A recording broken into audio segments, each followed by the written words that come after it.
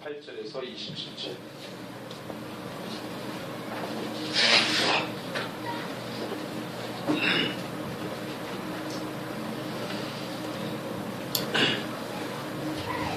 찾으셨으면 우리 한 목소리로 18절에서 27절까지 같이 함께 봉독합니다.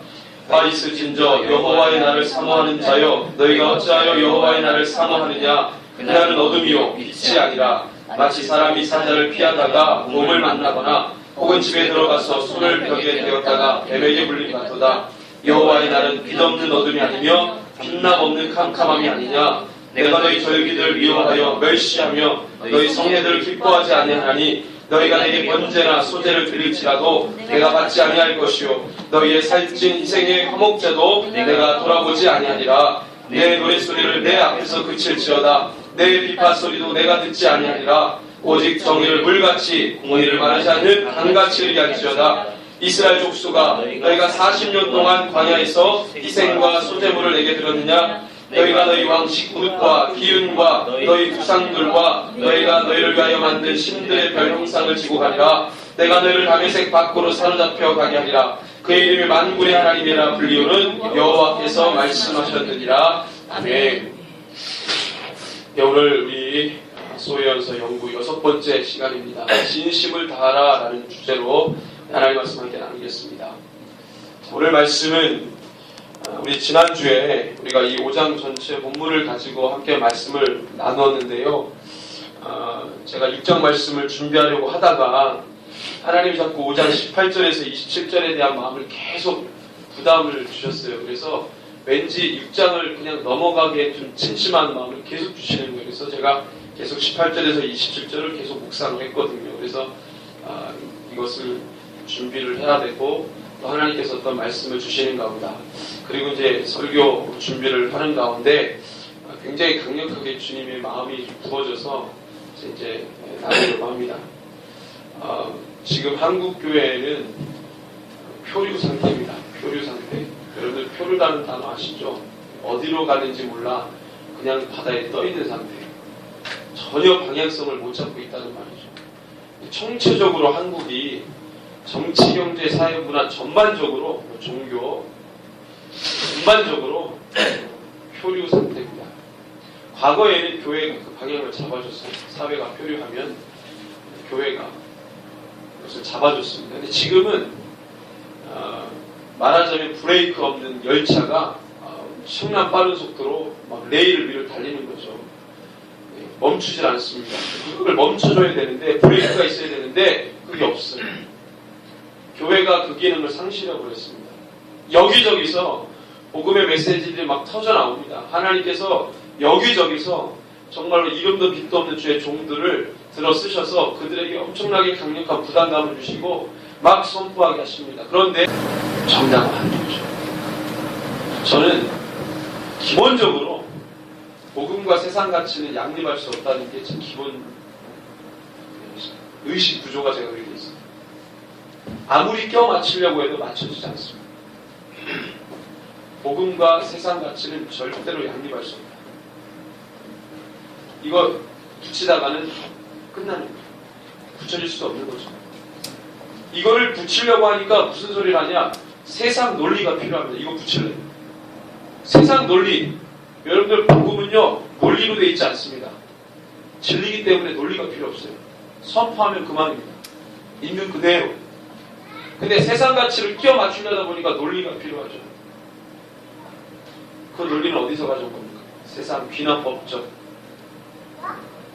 그런 논리의 구조를 가지고 가져와서 사람들을 설득시킵니다. 그게 빠지게 만들죠. 이런 것들이 한국교회에 방향성 없게 만들고 표현하게 만들었어요. 열매를 지금 보는 겁니다. 열매를. 성공주의. 어느 종교에나 있는 성공주의. 유독 기독교에만 있다고 보지 않습니다. 모든 종교에 성공주의가 다 있습니다. 왜 사람들이 종교를 찾습니까? 왜 사람들이 기독교를 찾습니까? 불교를 찾습니까? 성공. 믿음도 왜 필요하냐? 내가 잘 되는 믿음. 어느 목사님이 묵상집 큐티집을 냈는데 큐티집 제목을 듣고 제가 실수했습니다. 실수. 심히 창백해 아니라 심히 창백해. 큐티집.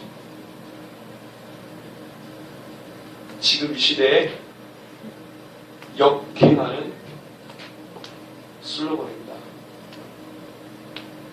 지금은 가슴을 찢어야 되는 시대입니다.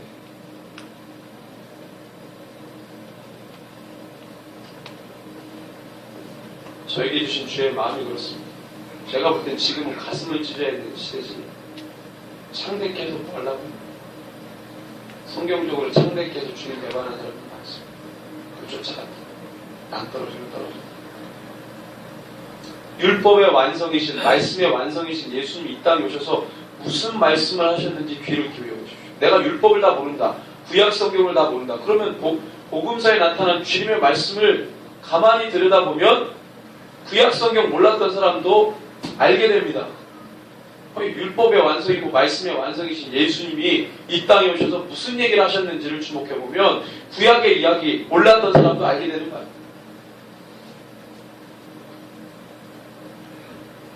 주님은 절대로 그런 얘기를 해본 적이 없어요. 잘 되는 믿음, 심히 창백해 아니라 제자들에게 말씀의 완성이신 예수님이 이 땅에 오셔서 제자들에게 심히 창백해 하리라. 내가 너에게 복의 복을 더하리라. 다 로마 제국 중심부에 가서 한 자리씩 하고 거기에서 예수의 이름에 빛을 내라. 그런 얘기를 한 번도 하신 적이 없어요. 세상의 중심으로 가라. 가가지고 소리를 내고 높은 사람이 돼가지고 예수님 영광 올려드라. 하나님께 영광 올려드리라. 예수님 단 한 번도 그런 얘기를 해보신 적이 없어요. 3년 반 동안 굉장히 부담스러운 얘기만 하셨죠. 근데 그 얘기가 우리 영혼을 살리는 겁니다. 그 전에 예수님 만나기 전에 제자들의 인생은 표류했습니다. 바다 위에 떠있긴 한데 방향이 없어요. 어디로 갈지 모르는 거예요. 주님 나타났어요. 부르시니 따라갑니다. 왜? 그 전에 너무 허무했거든. 날 좀 누가 이끌어 가주십시오라고 하는 갈망이 영혼의 외침이 있었는데 주님이 말씀의 완성이시 오시니까 영이 알아보잖아요. 그 영이 알아보고 반응하니까 육신은 따라오죠. 꿇어 엎드려서 주님 나를 떠나십시오. 내가 주님과 함께 할 수 없습니다. 나를 따라와요. 내가 너를 사람을 낳는 어부가 되게 합니다. 모든 것을 버려두고 주님 따라가자. 그런데 문제는 그렇게 스타트 했는데 세상의 때를 다 벗겨내는 데 시간이 좀 걸렸어요. 여러분들 30년, 40년을 세상의 때에 묻혀서 살아왔습니다. 온갖 세상 가치에 훈련받고 몸은 예배당에 있는데 내 멘탈은 다 세상에 내어줬어요. 그게 무슨 예수님의 제자고 성도고 교회입니까? 그리스도인이고 그런 말 할 자격이 없죠. 저는 그렇게 보지 않습니다. 제가 예수님은 아니지만 그렇게 될 수 없고 주님이 제자들에게 이 땅에 오셔서 나나 여기에 있는 여러분들이나 세상 사람들에게 뭐라고 말씀하셨는지를 보면 예수님하고 같은 입장을 취할 수밖에 없지 않겠어요? 그걸 아는데 예수님하고 다른 입장과 다른 말들을 하겠습니까? 바울은 지극히 예수님적인 예수님 관점으로 예수님과 함께한 동일한 말들을 예수님과 같은 동의를 가지고 얘기를 했습니다. 그러니 사는 사람들이 감당 못했죠. 우리도 그러죠. 아유 제가 뭘 압니까? 제가 부족해서. 그게 상관없어요. 그렇다 하더라도 예수님과 동일한 입장을 취해야 됩니다. 그분이 하신 말을 그대로 따라가야 됩니다. 왜 그렇지 않습니까? 자꾸 연약하다. 아 주님 우리 연약한 거 알아요 이미. 아, 연약하니까 오셨죠. 안 연약하면 오셨겠어요? 이미 다 아는 거를 매번 연약하다 그래요. 이제는 그만 연약해라. 아 주님이 와가지고 내 이름을 믿고 따라가는 자에게 하나님 능력 부어주신다고 했고 나보다 더 큰 일을 하리라고 했어요. 그 얘기를 했던 사람들은 어느 정도 수준에 올랐던 사람들이었습니까? 아니에요. 맨날 믿음 없다고 혼났던 사람들이에요. 제가 볼 때는 믿음이 아예 없었던 사람입니다. 아예 없었던 사람. 너무 연약했던 사람이에요. 근데 주님이 그 말씀을 하셨어요. 성령 받고 그 일을 했잖아요. 할렐루야. 성령이 우리 안에 내주하시지 않습니까? 뭐가 자꾸 약합니까? 뭐가 더 필요합니까? 여러분들 지금 한국교회가 세상 가치로 점철되어서 표류하고 있습니다. 근데 유대인들에게도 이 같은 이론이 신앙에 깊이 뿌리박혀 있었어요.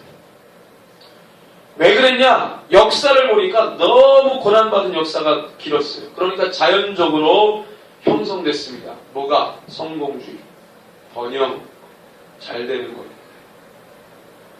고난만 받다 보니까 그게 너무 기대되는 거예요. 이스라엘 백성들은 번영이라는 것을 구원의 때라고 봤습니다. 번영. 기다리던 메시아가 와서 반드시 이스라엘의 번영 줄 것이다. 예루살렘을 회복할 것이다. 모든 민족이 우러러보는 그 민족이 될 것이다. 분명히 그때가 올 것이다. 그렇게 기대했어요. 그때가 바로 여호와의 날, 메시아가 오는 때. 이스라엘 백성들이 기대했던 그날입니다. 그들이 그렇게 상상하고 있었어요. 여호와의 날 그러면 그 꿈을 그렇게 그렸다 이 말입니다. 그림을 그렇게 그렸어요. 장밋빛 인생이라는 말 아시죠? 장밋빛 신앙, 장밋빛 신앙. 여호와의 날 오게 되면 그럼 환상에 젖어 있는 거죠. 자, 그런데 그날을 기다리는 데 있어서, 기대하는 데 있어서 그들의 삶을 봅시다. 어땠습니까? 어떻게 기다렸습니까? 그들의 종교 행위를 통해 그것이 어떻든 간에 여호와의 날이 오기 전까지 예전에 해왔던 종교 행위 그대로 계속해서 그 종교 행위를 하면, 그 종교 의식을 이어가면 분명 좋은 날, 여호와의 날, 번영의 때가 올 것이라고 예상했습니다. 해왔던 대로, 늘 해왔던 대로 역사적으로 자신들의 종교적 의식을 계속해서 하면 언젠가는 메시아가 와서 우리를 회복할 거니까 정신없이 종교의식과 종교행위를 하자. 그런 관점에서 율법을 계속 형식적으로 지키는 거예요. 마음은 뭐 온데간데 없고 그냥 그날이 되면 지키는 거예요. 안식을 쉬어라. 이러지 마라. 주님의 마음 상관없어요. 그냥 지키는 거예요. 의식적으로, 종교적으로. 지금 우리랑 똑같지 않습니까? 주일 되고 교회 와, 시간 되면 안 갈 수는 없어서 와가지고 이렇게 앉아있다. 오늘 목사님 좀 오늘 뭐 무슨 일이 있을 것 같다. 이 권사님, 장로님 오늘 뭐 좀 그랬는 것 같다. 그냥 그렇게 있는 거예요. 기도할 때는 눈 감고 찬양 좀 하다가 언제 끝나나, 언제 끝나나. 축도 딱 끝나기 전에 나가시는 분 있고 빨리 시계 보면서 누구 만나야 되는데 약속이 있는데 예배가 아니죠. 예배가 아니죠. 그냥 하기는 해야 되는 거예요. 목사님이 주님 오실 때까지 아니 언젠가 오시겠지. 내 생명이 붙어있고 그게 아니라 내가 시험 들기 전까지 이 교회에 그냥 있는 것이. 시험 들면 나가리라. 무슨 일 터지면 나가리라. 계기가 되면 나가리라. 예수를 떠나리라. 걸리기만 걸려가라. 요즘 하도 목사들이 사고치고 교회들이 말들이 많고 되게 그런 분들 보면 기도하지 않는 분들. 그냥 그렇게 교회당 왔다가 가슴이 아프고 그분에게는 한 번도 예배를 드려본 적이 없어요. 그분은 한 번도 예배를 드려본 적이 없습니다. 한 번도 교회라는 곳을 가본 적이 없는 분이에요. 교회는 왔지만 그분은 한 번도 신앙생활을 해본 적이 없어요. 그래서 신앙인들이 수두룩합니다.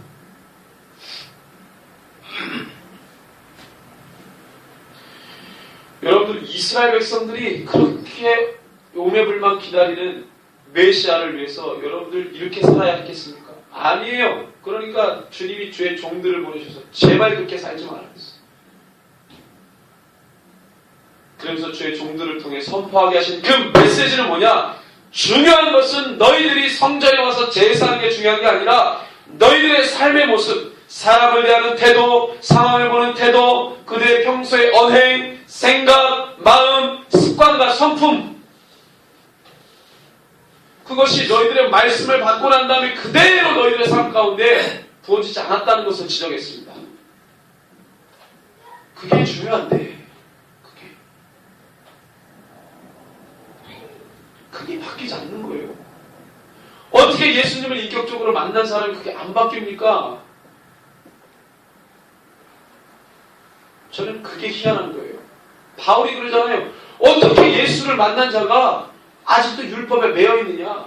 왜 그렇습니까? 그가 태어나면서부터 죽을 때까지 유대 율법주의적인 어떤 이 배경 속에서 나고 자랐기 때문에 그거를 버린다는 것은 굉장히 어려운 일이죠. 자기의 성품과 언행과 모든 것이 다 그 율법적 문화에 다 녹아져 있는데 그걸 어떻게 버려요? 세상 가운데서 여러분들 훈련받고 그렇게 같이 훈련을 받은 그가 예수를 만났다고 어떻게, 교회 나왔다고 어떻게 그걸 다 버립니까? 어려운 일이죠. 그런데 바울은 그것보다도 더 프론티어 정신, 뭔가 갇혀진 데서 하기로 내 온몸을 거기에다 비집고 뚫고 들어간다고 하는 것은 굉장히 어려운 일입니다. 그 부담스러운 일. 누군가 그것을 뚫고 간 그 자리를 가려고 하죠.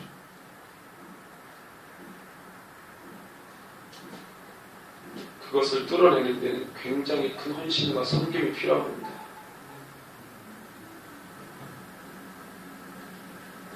바울이 한 번도 이방 전도의 사역을 하지 않았던 그때 그 상황이 그 흐름에 바울이 그 길을 냈습니다. 예수님은 이 땅에 오셔서 죄를 사하시고 그 다음에 죽으시고 승천하신 그 길로 성령님이 오셔야 되는 그 길을 뚫었어요. 어떻게 뚫었습니까? 자기를 죽임으로 그 길을 뚫으신 거예요. 그러니까 우리가 편하게 그 길을 걸어간 겁니다. 주님이 죽으시고 살아나신 그 뚫은 길로 우리가 가기 때문에 그래서 우리가 편한 거예요. 여러분들 열방 땅 끝에 나와 있는 선교사님들이 그 길을 내고 있는 겁니다. 그 길.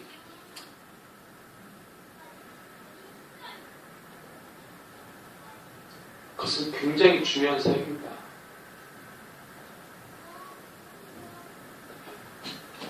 화초 속, 온실 속에서 큰 화초는요, 그냥 거기에 있기를 원하지, 척박한 땅에 있기를 원치 않습니다. 그런데 이스라엘 백성들이 애굽이라고 하는, 애굽은 여러분들 생각하기에 노예 생활을 했다는데 발에다가 무슨 뭐 착고를 메고 그런 노예 생활이 아닙니다. 그들의 자치구 지역이 있었고 일이 끝나면 그들이 어느 정도 활동할 수 있는 시간이 있었고 그래서 그들이 광야에서 힘들 때 늘 어떻게 생각했습니까? 애굽으로 돌아가자. 애굽에서 우리는 고기를 먹고 내 먹고 싶은 거는 먹었다 이거예요. 일정한 자유가 보장됐다 이거예요. 여러분들 그 인생이 지긋지긋했으면 아무리 광야를 하더라도 애국으로 돌아가자는 말이 나오겠어요? 그들이 비교했을 때 광야보다 어디가 더 좋아? 애국이 더 좋은 겁니다. 여러분들 우리가 생각할 때는 광야가 더 좋은 거 아니에요? 왜? 자유인으로 나왔으니까. 거기는 노예였고 종이었고 나팔 불면은 시간 내서 출근했다가 퇴근했다가 일 많으면 야근까지 하고 물론 보장은 안 되죠. 일하다가 죽으면 그걸로 끝이었어요.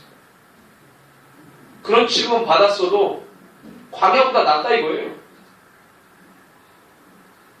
아무도 광야에서 살고 싶은 사람 없는 거예요. 근데 주님이 광야로 끌고 나왔어요. 광야에서 주님이 하신 일은 딱 하나. 오직 주님만 바라고 있는 겁니다. 그 길을 뚫어낸 거예요. 여러분들 이스라엘 백성들이 광야 길은요 딱 한 길밖에 없어요. 해변으로 가는 길. 애굽에서 팔레스타인 땅으로 갈 때는 해변길 하나밖에 없어요. 해변길로 접어들면서 가나안 땅에서 세 길로 나눠지는데 애굽에서 가나안 땅으로 갈 때는 해변길. 이스라엘 백성들이 길이 아닌 곳으로 갔습니다. 첫 번째는 홍해를 갈라서 주님이 길이 아닌 곳으로 가게 하시고 그 다음에 들어갔던 길은 그 그들이 그냥 간 거예요. 와디, 형성된 와디를 향해서, 와디를 통해서. 길이 아닌 곳으로 하나님 데려간 거예요. 광야에서 길을 내버렸습니다. 어떻게? 당신의 백성들을 이끌고. 300만 명이에요. 300만 명이요. 없던 길도 만듭니다. 걸어가면. 그걸 모세가 한 겁니다. 광야에 있지 않으려면 성도 안 하겠다는 거예요.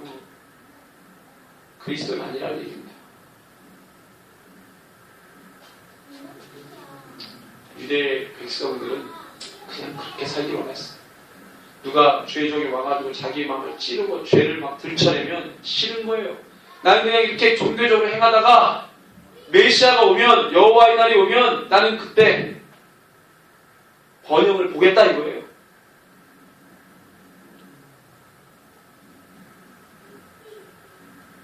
여러분들 그들의 예배가 어땠습니까? 성전에서 제사 드리는 예배인데 여러분들 사실 그 예배, 제사의 예배의 의미가 뭐예요? 회개하는 제사 아니에요? 구약의 제사가 의미가 뭡니까? 회개하는 거 아니에요? 자기의 죄를 짐승에다 전가해서 자기의 소출에 자기의 어떤 재정 상황에 따라 가난한 자는 없이 드리고 부한 자는 많게 드리고 법으로 다 규정해놓은 그것을 가지고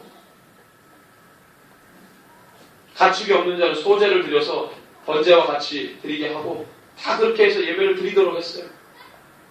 회개입니다. 회개.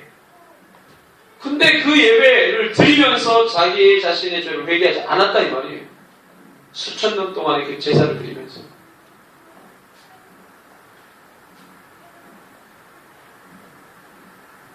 그냥 종교적 언어로 그렇게 살아왔어요. 그게 주의 종들이 선자들이 선포하잖아요. 그들의 삶이 달라야 된다. 그들의 삶의 하루하루의 이야기가 달라져야 한다 이 말입니다. 사람을 대하는 태도가 달라져야 되고 상황과 환경을 보는 인식, 세계 달라져야 되고 평소의 언행이 달라져야 되고 그들의 생각과 마음이, 습관과 성품이 달라져야 된다. 그게 왜 안 달라지는 줄 아세요? 제사를 드리면서도 회개를 안 하니까. 이게 다 의식이에요. 전가하는 것도 의식, 제물을 드리려고 고르는 것도 의식, 다 의식이야. 마음이 부어지지 않아요. 그러니까 예배를, 죄를 회개케 하는 제사, 회개의 제사를 드리면서도 삶이 안 달라지죠. 그것이 반복됩니다. 예배는 예배, 제사는 제사. 근데 시간이 가면 갈수록 더 커지는 기대감. 자기 자신을 하는 게 없으면서 시간이 갈수록 기대감은 더 커져요. 메시아에 대한 기대감은 더 커집니다. 그럼 고난이 가중되면 그런 것들이 반대적으로 더 커지지 않겠어요? 마카비 왕조가 100년 동안 통치할 때 그들이 뭐라고 했는지 아십니까? 유대인들이 메시아가 왔다고 했어요. 왜? 뭘 보고 그렇게 판단했냐?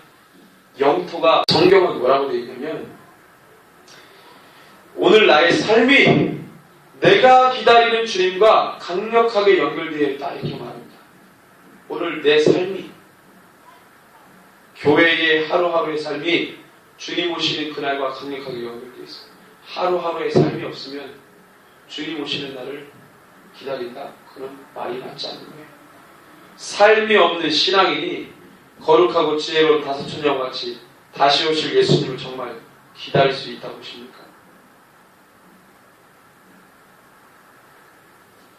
삶이 말씀과 복음으로 전혀 바뀌지 않고 살아있는 말씀으로, 예배로, 기도로 내 생각이, 내 성품이, 나의 습관이, 나의 언행이 사람과 상황과 시대를 바라보는 안목과 인식이 전혀 바뀌지 않으면서 어떻게 다시 오실 주님을 기다린다고 말할 수 있습니까? 그렇죠. 종교적 행위로, 종교적인 슬로건으로 여기 우리 슬로건 있잖아요. 우리는 순종하고 하나님 역사하십니다. 뒤에다 슬로건 아닙니까? 종교적인 것으로 우리의 마음이 부어지지 않은 슬로건, 우리의 삶이 따라주지 않는 슬로건, 멋있게 보이려고 해놓은 게 아닙니다. 이렇게 살려고 해놓은 거예요.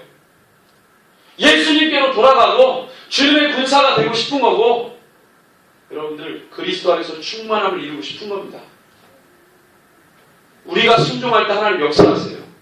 그리고 싶은 거예요. 멋있게 하려고 해놓은 게 아닙니다. 이걸 보면서 여러분들 늘 기도하십시오. 제가 저렇게 살기를 원합니다.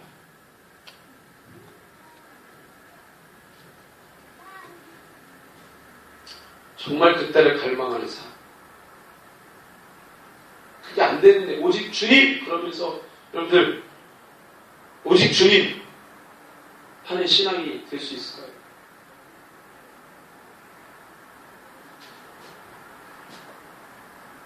오늘 말씀은 죽을 힘을 다해, 있는 힘을 다해, 진심을 다해 주님을 찾지 않으면 오히려 악악되면서 주를 부인하고 외면하는 난 크리스찬들보다도 더한 심판을 받을 것이다. 이런 말씀이었어요. 묵상하면서 주님의 언제나 이 엄중한 심판은 난 크리스찬들에게 있지 않습니다.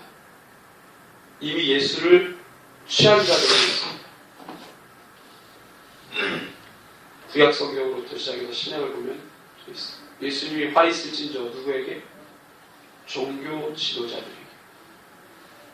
말씀을 안다고 종교 지도자들을 지금의 목사님들 아닙니다. 모든 그리스도인들.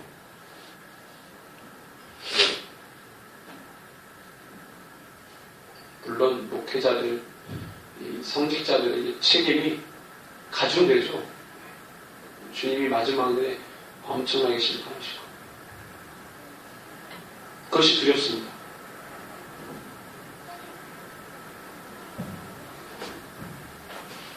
여러분, 우리의 신앙은 생명과 결부된 일입니다. 온전히 서지 못하면 무늬만 기독교의 종교이 되는 거예요.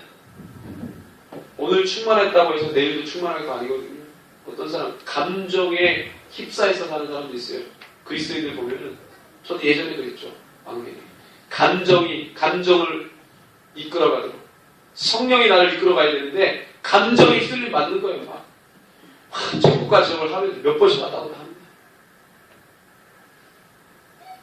만약에 목사가 그런 사람이다. 그런 교회 빨리 나가십시오. 나오십시오. 나가는 게 아니라 나오십시오. 목사가 막 기복이 천국과 지옥을 왔다 갔다 해요. 교인들이 막 그래요. 그럼 나와야 돼요. 거기서 나와야 돼요. 왜요? 사람들 모이는 데서 가면요. 장난이 아니에요. 감정이 휘둘리고요. 성령으로 인도함 받기를 바랍니다. 감정에 휘둘리지 마십시오. 사단이 와가지고 엄청나게 사용해요. 이 사람 이거 약점이다. 툭툭 칩니다. 막 휘둘립니다.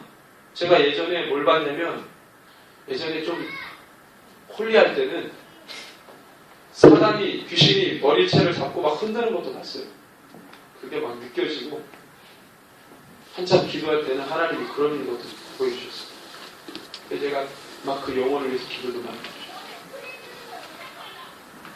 사단이 뭐 넘어뜨리는 일도 아닙니다. 그 사람의 약점 너무 잘 알아요. 툭툭 치면 그냥 넘어갑니다. 막 천국까지 왔다 갔다. 그래서 오늘 충만한 사람이 내일도 충만하다는 보장 없어요. 오늘 충만했다가도 내일 넘어질 수 있습니다. 그래서 날마다 껴있는 거예요. 아니 뭐 베드로를 보십시오. 주님 안 됩니다. 그래 놓고 바로 몇 시간 후에 아니요. 몰라요. 정말 몰라요. 그랬어. 저주하면서. 이게 우리라고 얘기해요. 이게 우리입니다. 웬만하면 기복을 줄이십시오. 기복 줄여야 됩니다. 사람이 들어올 틈을 주면 안 돼요. 틈을. 종교인들 가운데 종교인이 있는데 종교인은 다른 말로 화석화된 신앙이라고 해요. 화석화된 신앙. 무늬는 있는데 생명 없는 게 화석이죠. 화석화된 신앙이 얼마나 많은지 모릅니다. 저 사람 분명 목사인데 장로인데, 권사인데, 집사인데 말하는 꼼새를 보니까 저 사람은 종교인이다. 세상 가치로 무장된 사람. 말씀으로 무장된 게 아니라 훈련을 무슨 D12인지 무슨 12인지를 받아도 내 생각, 나를 지배하는 이 세계관이 말씀이 아니에요. 말씀적이 아니에요. 말하는 툭툭 내뱉는 단어나 이런 것들이 말씀으로 세계관 지배받은 사람이 아니라. 그래서 한 10분, 15분 얘기하다 보면 알아요. 저 사람은 종교인인지, 참된 그리스도인지, 훈련된 제자인지. 그게 세계관이 보인단 말이에요, 세계관이. 판단하는 건 아니지만, 그래서 안타까워요. 왜? 직분은 황존실인데.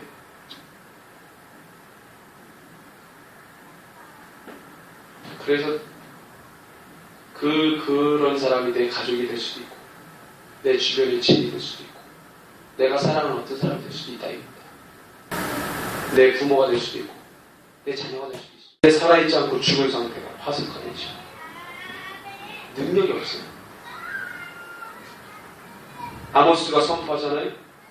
너희들이 그렇게 오말불만 기다리는 여호와의 날은 무슨 날이라? 심판의 날이다. 그들의 환상을 완을 깨버립니다. 예수님이 오신, 정말 오신, 마라나타. 환상 깨버려요. 그날은 심판의 날이다. 너가 온전히 서 있지 않으면 너가 갖고 있는 모든 환상을 다 깨버리는 거예요. 왜 마라나타? 왜 다시 오실 주님을 기다리느냐? 저 사람이 그렇게 얘기했으니까 막 따라가는 거예요. 정신없이 따라갑니다. 왜 그런지도 모르고 분명한 목적도 없고 막 따라가요. 삶이 없어. 근데 훈련받은 적도 없고 삶이 없어요. 그냥 막 그렇게 멋있게 얘기하니까 막 따라가. 그게 얼마나 그 길을 뚫어내는 게 처절한 싸움이고 영적 전쟁인지 모를지 그냥 가는 거예요. 우르르 몰려가는 겁니다. 주님의 개인적으로 주시는 음성을 들으시길 바라요.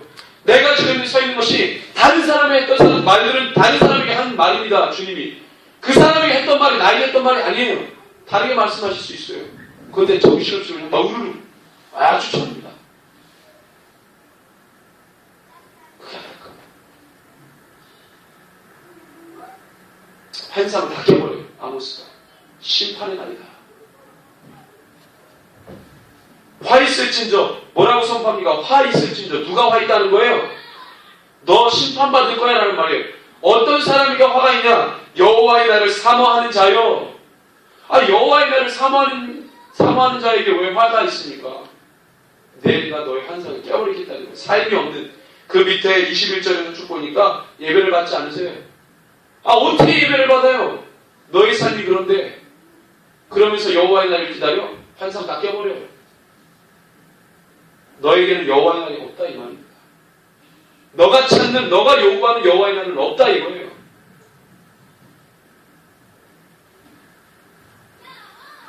내가 너희 절기들을 미워하며 멸시하며 너희 성회들을 기뻐하지 아니하나니. 예배를 주님이 기뻐하시는 거 아니에요? 교회 나오는 거 기뻐하시는 거 아니에요? 기뻐하지 않는데. 여러분들 우리 예레미야 7장 말씀 한번 볼까요? 예레미야 7장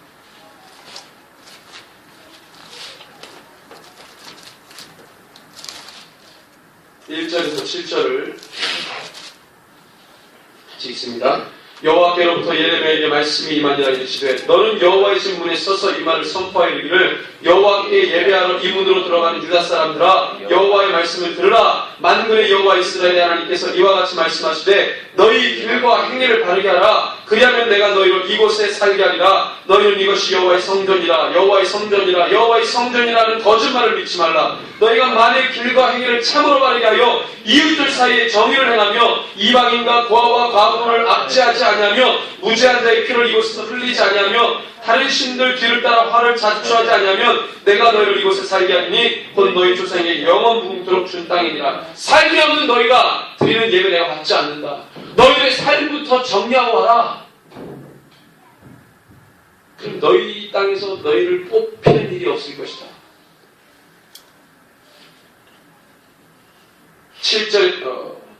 16절에서 34절인데 16절부터 20절을 같이 한번 읽을까요? 그런즉 너는 이 백성을 위하여 기도하지 말라. 그들을 위하여 부르짖어 구하지 말라. 내게 간구하지 말라. 내가 내게서 듣지 아니하니라. 너는 그들이 유다 성읍들과 예루살렘 거리에 생하는 일을 보지 못하느냐. 자식들은 나무를 줍고 아비들은 불을 피우며 부녀들은 가루를 만족하여 하늘의 여호와를 위하여 과자를 만들며 그들이 또 다른 신들에게 전제를 부음으로 나의 노를 일으키느니라. 여호와의 말씀이니라. 그들이 나를 경노하게 하느냐. 자기 얼굴에 부끄러움을 자취함이 아니냐. 그러므로 주 여호와께서 이같이 말씀하시니 보라, 나의 진노와 분노를 이곳과 사람과 짐승과 들나무와 땅의 소산에 부으리니 불같이 살라지고 꺼지지 아니하리라 하시니라. 이거를 여러분들 마가복음 부자 청년 보십시오. 부자 청년. 마가복음 10장의 부자 청년. 그가 뭐 때문에 넘어집니까? 만몬의 영에 무너져요. 율법을 따라갔어요. 그건 종교적으로 따라간 거고 그의 모든 것을 지배했던 것은 만몬입니다. 세상. 그 갈등하고 넘어지잖아요. 몸은 성전에 있는데, 몸은 무슨 예배를 드리고 제사를 드리는데 그의 모든 의식세계를, 영을 다 도둑질해 갔어요. 다 훔쳐가 버렸어요, 사단이. 너희 입을 듣지 않겠다. 심지어 예레미야의 중보를 듣지 않겠다. 중보하지 마라. 그랬어요.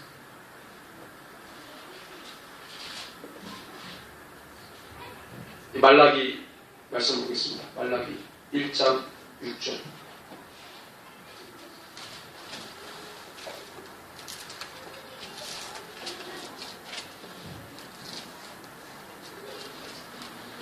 (6절에서) 9절.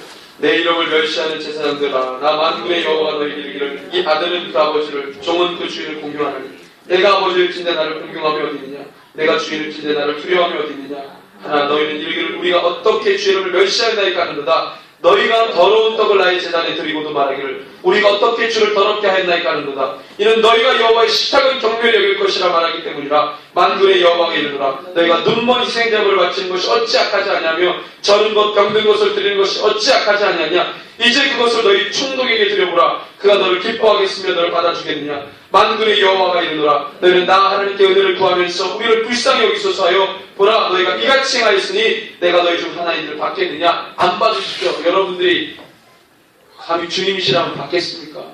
여러분들이 총리고 엄청난 권세가 있는데 주의 여러분들 종들이 와가지고 여러분들 지저분한 거 드리고 그럼 받겠어요? 그럼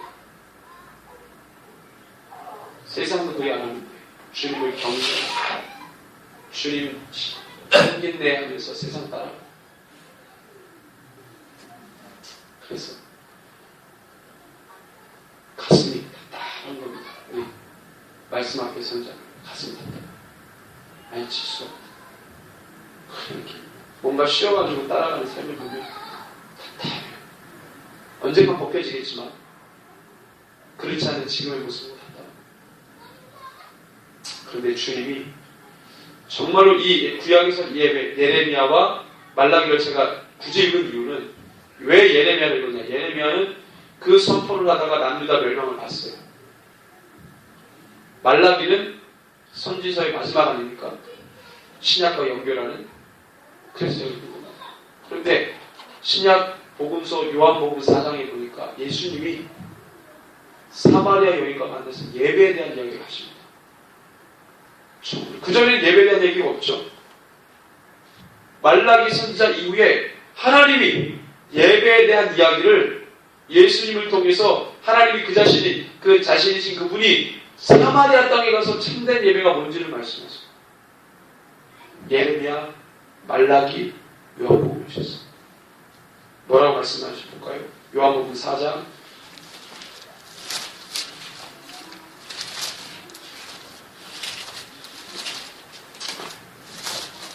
23절에서 24절입니다. 요한복음 4장 24절. 아버지께 참되게 예배하는 자들은 영과 진리로 예배할 때가 오나니 곧 이때라. 아버지께서는 자기에게 이렇게 예배하는 자들을 찾으시느니 하나님은 영이시니 예배하는 자가 영과 진리로 예배할지니라. 아멘. 이게 없었어요. 구약에는 영과 진리로 예배하지 않았습니다. 우리 하나님은 영이신데 꼭 우상에게 뭐 하는 것처럼 종교의식해가 주님 안 받으시죠. 예수님이 사마리아에 말씀하십니다. 우리 주님은 영이시잖아요. 영이신 하나님 우리가 영으로 코드를 맞춰서 예배합니다. 영으로 예배드린다는 게 뭡니까? 온 마음을 다해서 주님을 찾는 겁니다. 우리가 육신으로 행할 때 영은 늘 하나님을 갈망하는 거예요. 그래서 육신의 행위를 막 할 때 영이 막 죽어갑니다. 근데 우리가 영이신 하나님을 바라볼 때 영은 살아나요.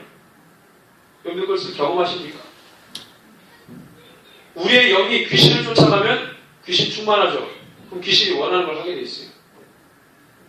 우리의 영이 하나님을 쫓아가면 하나님 원하시는 것을 하게 돼 있습니다. 그가 하나님의 이름을 부르고 내가 예배하는데 온 마음과 정성을 다해 주님을 찬양하면 예배하면 그 영이신 하나님 우리의 영을 받으십니다. 온 마음과 정성과 힘을 같은 사이. 근데 또 하나 중요한 거 뭡니까? 진리. 진리는 누굽니까? 예수 그리스도. 예수 그리스도. 성령과 예수 그리스도. 우리 가운데 성령이 임하셨잖아요.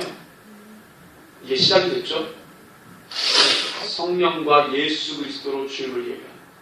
그 구약에 이게 없었습니까? 있었죠? 온 마음을 다해. 똑같은 말입니다. 온 마음과 뜻과 정성과 힘을 다해 주 하나님을 찾는 겁니다. 그리고 회개할 때, 전가할 때 내 온 마음을 부어서 내 회개를, 내 죄를 전가하고 주님을 찾는 거죠. 왜냐하면 진리는 어디 있습니까? 구약에서 진리는.